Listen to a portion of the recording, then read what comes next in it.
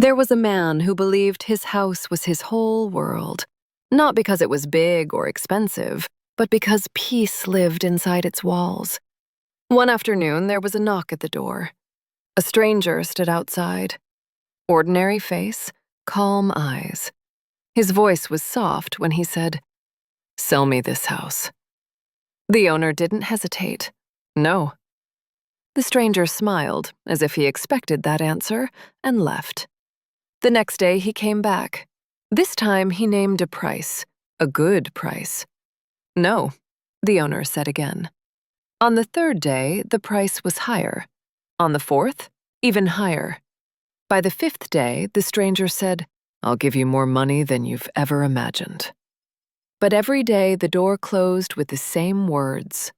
"No, this house is not for sale." Days passed, the offers grew. So did the stranger's patience. Then one day he returned, different. No money in his hands, no pressure in his voice. He stood quietly at the door and said, "All right, I don't want the whole house anymore. Just give me one wall." The owner frowned. One wall? He almost laughed. Inside his mind, a thought formed. He doesn't want the house anymore.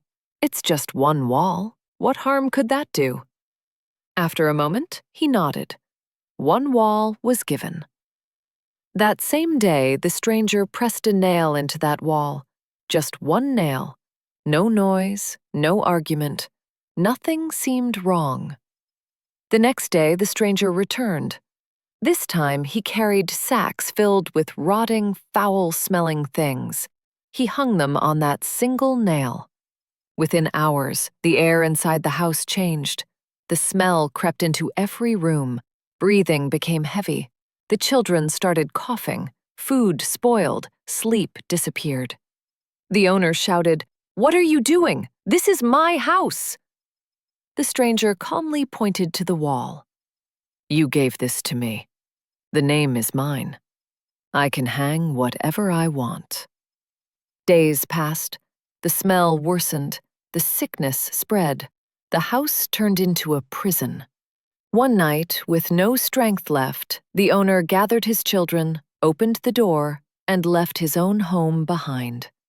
As he walked away, he looked back.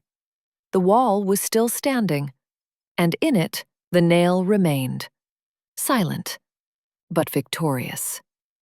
Only then did he understand. Evil never asks for everything at once. First, it asks for your house.